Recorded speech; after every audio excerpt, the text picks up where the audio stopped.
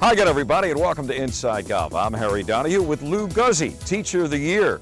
And of course, we're at Delaware, beautiful fall day. You're all dressed. You look smart. I feel great. Yeah, nice and warm. All 4 cords of wood up in the building, but I no, saw that. we don't need it yet. So it's there, it's waiting for us. He's got the firewood ready for another long winter's night and day of teaching. But today, we're going to be talking about, what do you think? Putting.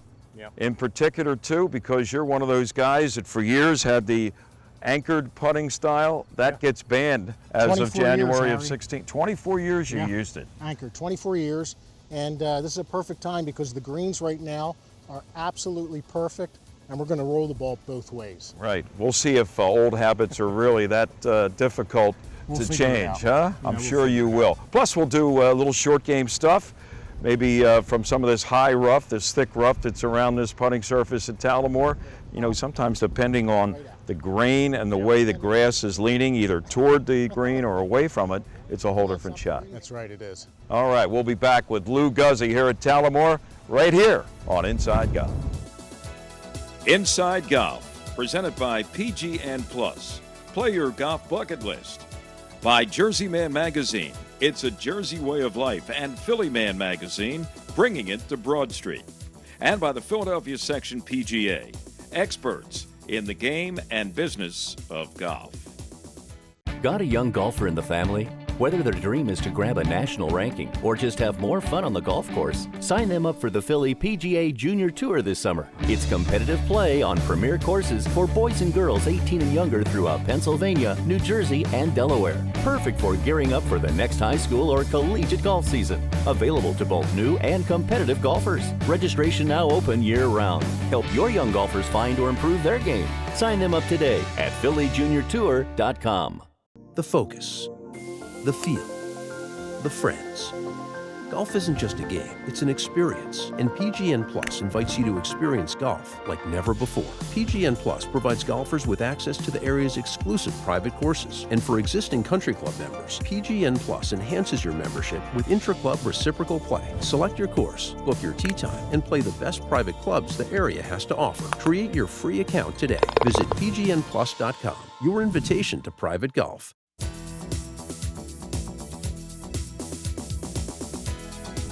Welcome back to Inside Golf at Delaware with Lou Guzzi, Teacher of the Year. And Lou, we just mentioned in our opening how beginning in January, people who have been using that anchored putting style are going to have to, if they want to keep the long putter, they're going to have to bring it off their chest, right? No contact with the chest. That's right. You say you've been working on this for a while. You've been putting that way for almost 25 years, so that's a big change, huh? It is a big change, and it's interesting too, Harry, that a lot of tour players right now we see are actually going to the short putter and trying to adapt the short putter back into their play. Now, personally, I think that they should have just played with the long putter and anchored until it was officially over.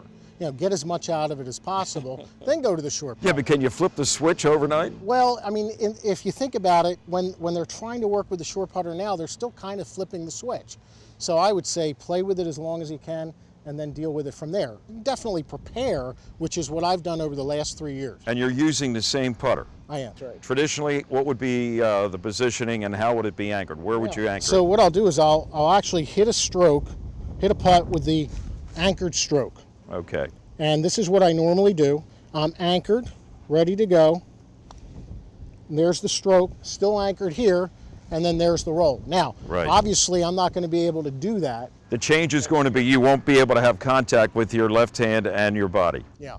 So what are you doing to compensate now with the same putter? Yeah, I'll make the practice swing again. And I thought about this 3 years ago, and that's my change. So the practice swing, you have it in contact? No. No, so, you're off? And I'll show the viewers this way. Yeah, it looks... Here's anchoring. Right. That's out. Yep. This is in. And you just moved it out maybe what, half an inch off your chest? Just enough that it's not touching, and then I'm putting. So now I'm still feeling the same stroke. Right. So now I'll get set up. In my case, I'm going to anchor first just to get comfortable. Okay, and that's allowed? Yeah, sure, because I haven't made the putt yet, haven't stroked the putt. Now I'm going to unanchor. So you move it out and let it go. And then I'm going to roll the ball again. And there you go. And it's pretty much looks like the same putt. You should have taken it off your chest 20 years ago. You know what? I'm only And I kidding, think, Jeff. here's the funny thing about it. I think in the end for me, it's probably going to be better. The key here for me is that I'm basically doing the same thing, but I just have to unanchor, but I'm still making the same motion. In my case, the reason I use the long putter is I want to have my hands separated. For me, I needed my hands separated to be able to putt with confidence. When I had my hands together, my putting stroke just wasn't that Let good. me ask you this, 24 years ago, why did you make the move?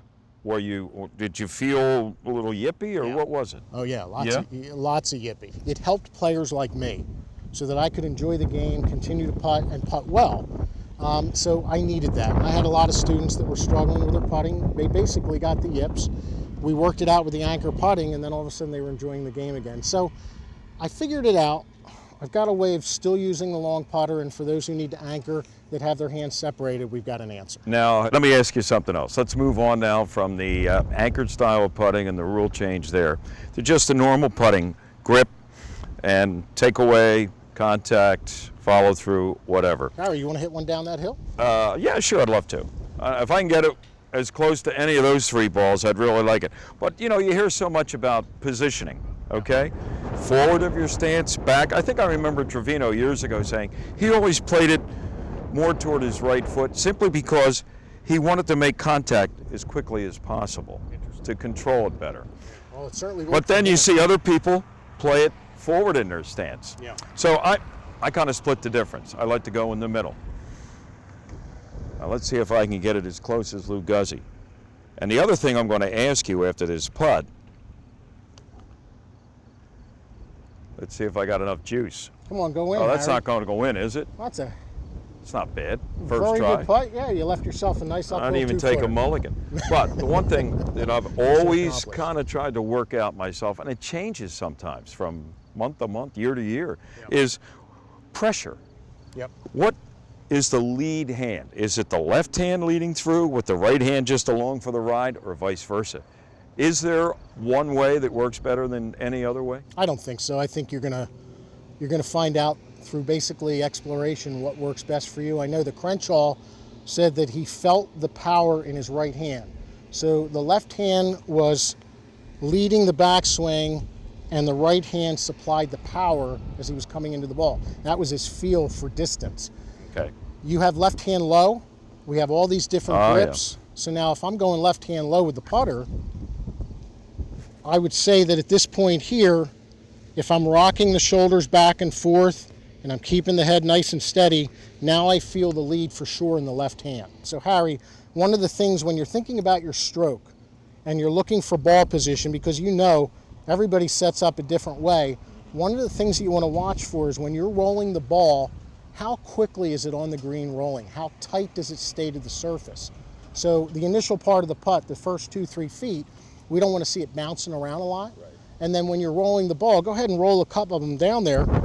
Well, just and the kinda other thing, watch the roll. to get the roll, do you try to hit it on the upswing a little bit so that it creates a little more roll as opposed remember, to there is coming loft right in the along the putter. ground? You know what I mean? There's some loft in the putter. So you don't want to overdo it. So, you know, when you think about it, it's interesting, like if you think about pool, a lot of the times we hit the top of the ball and we get it to roll better.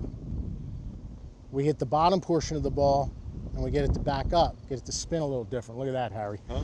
But I think what you want to find out in the case of your putter is where do you want to set up, where do you see the putt, how comfortable you are at setup, and then allow the ball to just roll and see what it does right off the face.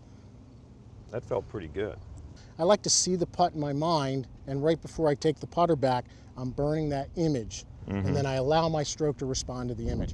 And in my world, I'm trying to keep my head steady. There's two thoughts here when it comes to keeping your head steady. I don't like to move my head at all until the putter completely stops. And then if you do like to move your head, stroke the putt and just allow your head to swivel this way. The bad movement of the head with most players is they hit and they go like this, and then they're coming out of their posture. The other thing is, I mean, on any putt, be it this one, uphill, downhill, level, what is the path of the putter face? Is it inside or is it straight back? Yeah, Or is there, once again, a right way We have a versus lot a of wrong different way? training aids that show Oh, I know, a the little curvature. inside, the curvature. Taking it to a little inside and then inside. coming around and We have- releasing. Yeah. People say, what do you mean release the putter? But I've heard people say that. We have another device where it goes inside and then it's straight on the follow through, right? We have people that think they're going straight back and straight through, and the reality is that their stroke's going slightly inside and then slightly inside. So I think that in the case of putting, there's just a little bit of an arc to a good stroke. Okay. Now, if somebody feels they're going straight back and straight through and they're rolling the ball right where they want to, that's good enough for me. I think in the end, Harry, when somebody can start a golf ball exactly where they want to with a putter, with whatever setup they put into it, then from there, they can get that ball started. It's all about just visualizing and reading the green, getting the right breaks and putting, and spending a lot of time on the green putting. Right. Okay, we're going to pick this up in just a moment. More on putting. Jack Nicklaus used to always pick out a spot, even for a 30-foot putt that was maybe only 2 feet away from the ball, where impact would be made. We'll talk about that. We'll talk about lag putting, and then we'll go off into the rough a little bit and talk about that short game, depending on the grain of the grass. What are we doing in the rough? Huh? Well, once in a while, even a guy like Lou Guzzi, Teacher of the Year, finds himself in the rough. We'll be back with Lou in the rough as Inside Golf continues from Tullamore in just a moment. You know, golf course superintendents are the unsung heroes of our great game.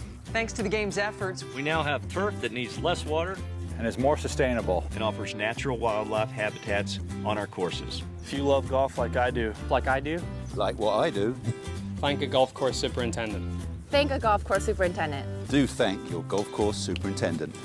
thank a golf course superintendent. A message from the Golf Course Superintendents Association of America.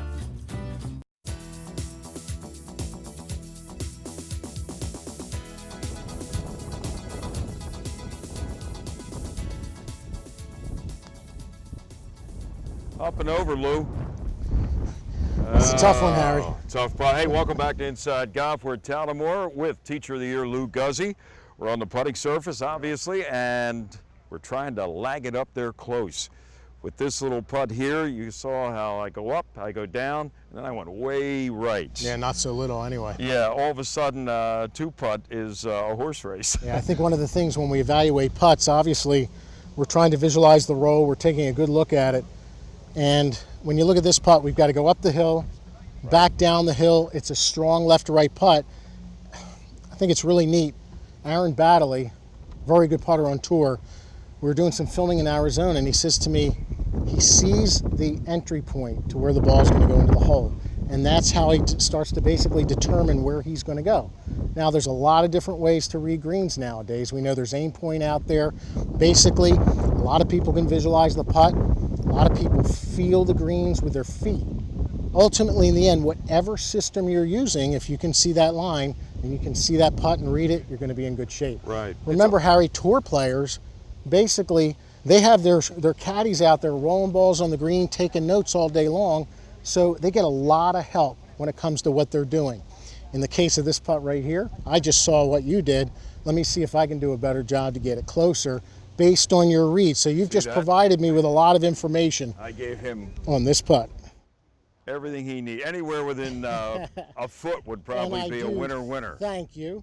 So I'm going to send this up the hill. I'm going to visualize the roll. I've got it lined up. Hard right. Did you get it out there? I got it up there. Now it's going to come down the hill. Look, a putt like this, if we can get it inside 2 feet, we've done our job. Oh boy, you did that. That's great. You know, you talked about Baddeley and what he looks at, and what did he say, the entrance point to the hole? Yeah, he said he basically looked at how the ball was going to enter the hole, and then from there he started to feel the break. And so he goes from the hole back, basically, right? Yeah. If I have that right? You know, translation? I know that what I do in my case when I'm looking at speed and you're visualizing what the putt's going to do, in the end, again, I'm burning the image in my mind of this entire putt, because in so many sports we have the opportunity to look at where we want to go. Basically, if we're throwing a ball, we're looking at where we want to throw it. If we're shooting hoops, same thing, bowling. And then all of a sudden with putting, we evaluate, and then when it's time to putt, we're looking down at the ground. not that easy, because now we have to get the image in our mind, and that's why so many people are anxious to move and see what's going on. The other thing is getting back to that Battley thing about entrance to the hole. I mean, it's almost like an angle. You know, it's like geometry, right? Yeah. Like here and here, basically. So if you were any good in math, you'd be a better putter, maybe. Tell you what, why not? So it's a good way of looking at it. The other thing, Jack Nicklaus always used to say, I guess whether you're lag putting or even just on a 3 or 4 foot tap in, Nicklaus always used to pick out a spot somewhere maybe within 2 or 3 feet of where the ball was and determine his line. And he tried to hit the ball right over that line. Rather than looking down the road, look right in front of your face, and that may be the key to making a putt, right? Yeah, so the focus became more about the putt, maybe a foot or 2 out. Yeah, like maybe he'd see a ball mark. That's right. Or something. That's called spot putting. And, you know, if that works, as long as you don't get so consumed with the spot that you forget about the overall putt. And it's a great way to getting yourself lined up, and we use that a lot. So ultimately, in the end, Jack could get to the spot, then go back and forth between the spot, the ball, and the entire putt, and then hone in on the entire putt, and then make the stroke. Something else that was picked up from Jordan Spieth this past year, and he had a great year, obviously, but on the putting surface, he has a tendency, especially on shorter putts, to not even look at the ball. That's right. He'll stand over the ball, look at the hole, and then take it back. Now, I've tried that. I've tried that on the show. Not with much success. I mean, that's a whole different approach to He does putting, that right? with short putts. Yes. You know, but when you think about it, it's kind of like, look, if you're looking at that spot and you have that short putt and it's maybe right on the edge of the cup or inside the cup, he's not moving his head, Harry. So once he's looking at where he wants to go, he's steady as he's making his stroke. Right. And then he's feeling and responding to what he sees, just like maybe somebody taking a bowling ball and looking at that spot and then rolling it right over that spot. Without looking at the ball, you're looking down at where the target is. And you talk about hand-eye coordination. Try that sometime, folks. When you're here, now you're up here, and you're taking it back and hitting it. You know, I was like hitting it off here. I was hitting it off the hosel, all over the place. Not Jordan Spieth. Right in the He's middle. hitting it right in the middle. Well, it is interesting because when you think about it, when we walk and we go up and down hills and up and down steps, we know where the ground is with our feet. We're not looking and evaluating where we need to go with our feet. We just know. We feel it and we go with it. And I think that if you have a good, consistent stroke, obviously, when you're doing that, we used to use that as a drill. He's actually using it in play. And he doesn't do it all the time, but he does it a lot. He's going to hit the putter, the ball right in the middle of the putter face, because his stroke is just so smooth. Different strokes for different folks. Absolutely, and different golfers too. All right, we'll be back with Lou here at Delaware. We're going to take a break. And next up on Inside Golf is our teed off panel. Stay with us. At Valley Forge Casino Resort, we're rolling out the action and bringing it all to the table. So go all in at Philly's premier entertainment destination. Now on sale. Peter Cetera, October 11th. Artie Lang, November 28th. Kenny Rogers, December 18th. Valley Forge Casino Resort, the only Philly area casino that has it all.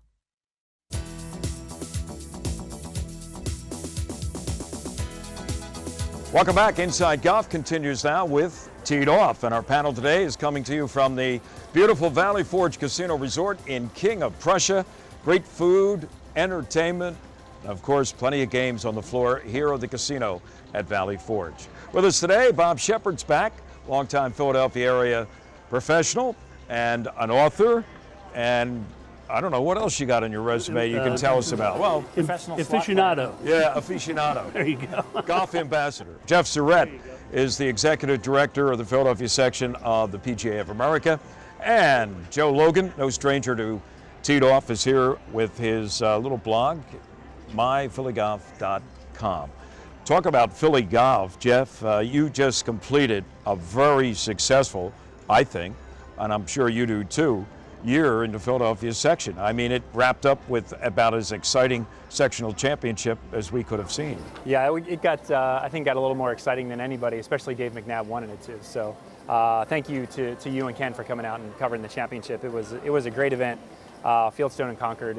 But no, Dave had a great season. We had our first $100,000 winner in Josh Rackley in the Haverford Trust Philadelphia PGA Classic at Sunnybrook. And that went to a playoff as well. That went to a playoff as well with him and Jamie Komenchek. And, our junior tour is up over 870 young men and women playing on our junior tour. We had 9 drive, chip, and putt qualifiers. We had a couple sub-regionals. Our PGA Junior League went through the roof this year. We had 90 teams throughout the section. So I would say from, on all facets, whether it was playing or growing the game, whether it was junior golf or helping grow our foundation, it was a really successful year. Bobby, you played, of course, a lot of events in the section championships, I'm sure. How have you seen it grown over your years? It's amazing. It's a whole different game now. It has just gotten bigger and bigger and bigger. And I was talking to Jeff about it earlier. There's so many young fellows that really, really want to play. They're not doing this as extracurricular. They're really playing golf, and they're playing great. I mean, we got a lot of good players in Philadelphia. Not saying anything about the past, just saying the future looks very rosy. We've got the thing under control, I think, and the purse is reflected. I mean, they're offering some great money now. There's a lot of good players that have the interest to play because they can take the time off from work and still, make a living out of it, We talked about some of the younger players coming up, but I look at a couple guys in particular who played at the Philadelphia Cricket Club this year in the Pro National Championship and qualified already for next year based on their finish in the sectional championship. George Forster from Radnor Valley and Stu Ingram. Stu, I think next year, that's going to be like his 35th PGA championship. Wow, that's quite a number, Bob, coming out of just, not being a touring pro. Well, Stu actually was a tour at pro one time, at one point. And George Forster's been a very good player for a very long time. Both of them now over 50 and still playing very well. I mean, you see them in the regular tournaments, not just senior events. They're always up there. They're always doing well. And like Jeff said, Dave McNabb's having a year. He's had a couple of years that are out of his world. Well, he's played in 2 PGA championships in the last 3 years, which is fantastic. So, right. And you mentioned the Haverford event won by Josh Rackley, who was a newcomer to the area, right? He's originally from down south, I think. Yeah. College golf. NC State. He's at Gulf Mills. He's Gulf Mills. And he has aspirations, but I think you were talking to him about that. I mean, how tough it is. It's one thing to win at Sunnybrook one year and then try to take it to that next level. I'm sure that was a great test for Josh, as the litmus test of the nerves, standing over a $95,000 putt. But Bob and I were talking about it earlier. I think just the lifestyle on the tour, having to go from week to week and living like a gypsy, living out of a suitcase, let alone playing really good golf, for 72 holes.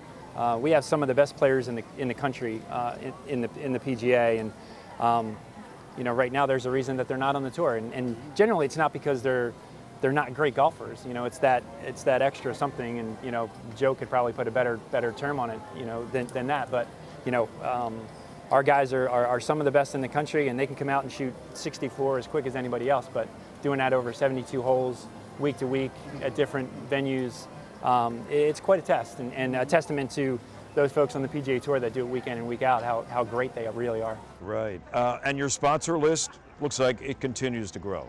I can't thank our sponsors enough. Obviously, you are great partners of ours to give us a medium that we really, generally don't get. So, thank you to you and Ken, and the list of our list of sponsors is about 25 or 30 deep, and I'd be doing injustice to name one and not all 30 of them. But we couldn't put on the programs and the events that we do without their help. So, thank you on behalf of all almost 900, PGA members here in the Philadelphia section for the support they give us year in and year out.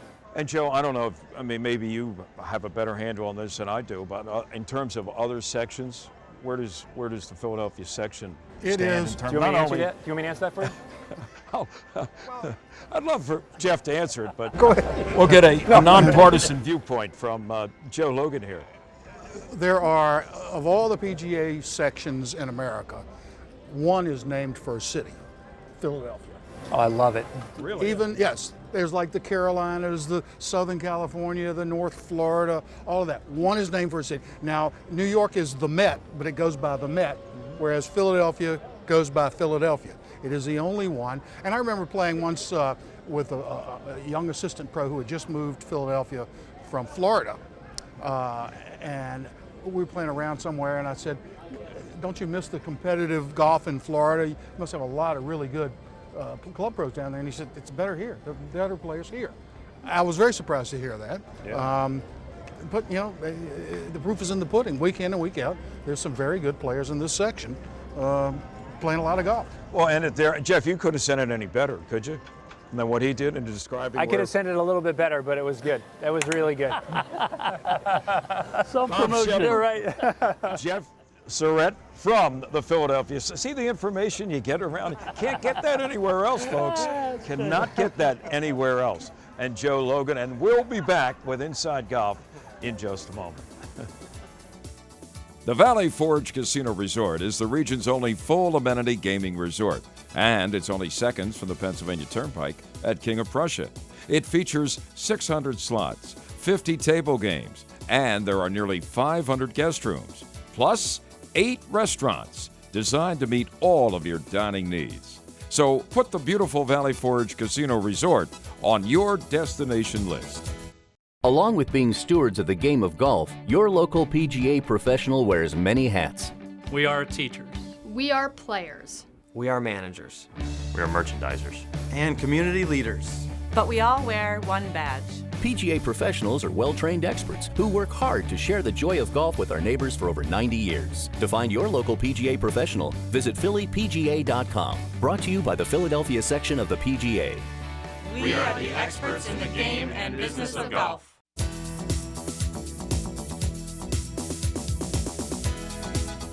Well, welcome back to Inside Golf, our final segment with Lou Guzzi, Teacher of the Year here at Tullamore. And Lou, we're in some, you called this what, yummy rough? Oh yeah, it's nice and yummy. And what'd you do, step on that ball? Oh, that thing's sitting up pretty good. Teacher of the Year. Oh, thanks a lot. Yeah, no, that's a little unfair. Okay, how about that? Is that all right? That's pretty good. All right, what are you going to do in 30 seconds or less to get that Okay, well, out of there? there's two things to think about here. Most people, when they get into the rough, they panic, and then they kind of chop down at the ball trying to get it out. Look, the sand wedge is heavy.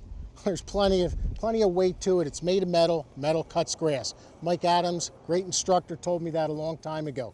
Just let it swing. So we've got grass between the club face and the ball. Folks, I'm not even going to use my left hand. I'm just going to let it swing with the right hand and let it go through and feel the weight of the club, and it'll pop right out. Boy, no wonder you're the Teacher of the Year. You made it with one hand. There you go, Joe. Oh, boy. Lou Guzzi, always a pleasure. Good to see you again, Harry. Folks, he's at Tullamore, Teacher of the Year, and it'll never go away. And we look forward to coming up to the laboratory when it's a little brisk. You got a few logs up there ready to go. 4 chords and 7 swings ago. Oh, boy. Sounds great. It'll be an interesting winter here at Tullamore with Lou Guzzi. Thanks for joining us. Remember, no matter how bad it's going for you out there, whether in the yummy rough or on the putting surface, don't pick up, and we'll see you next time right here on Inside Golf. Inside Golf, presented by PGN Plus. Play your golf bucket list. By Jersey Man Magazine, it's a Jersey way of life, and Philly Man Magazine, bringing it to Broad Street. And by the Philadelphia section PGA, experts in the game and business of golf.